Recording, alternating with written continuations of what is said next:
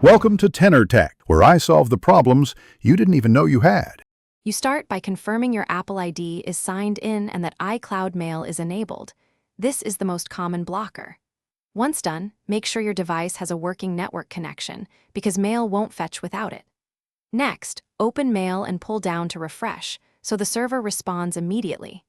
If you use multiple devices, check the same Apple ID and Mail setting on each one. Consistent settings prevent syncing conflicts and speed troubleshooting. Now dive into Mail account behavior. Confirm whether your iCloud account uses push or fetch, because fetch intervals can delay delivery. Also check iCloud storage. If it's nearly full, Mail can stop receiving new messages, so free space if needed. Make sure date and time are automatic, since mismatches break server authentication.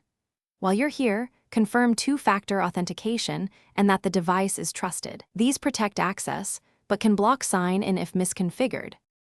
For final remediation, sign out of iCloud on the device, restart, then sign back in. This forces a fresh sync and often restores Mail.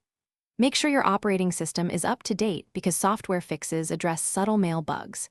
If messages still don't arrive, reset network settings to clear corrupted caches, but note this removes Wi-Fi passwords.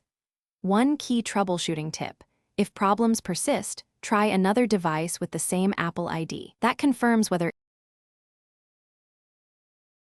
Thanks for watching. Subscribe to keep your life in tune.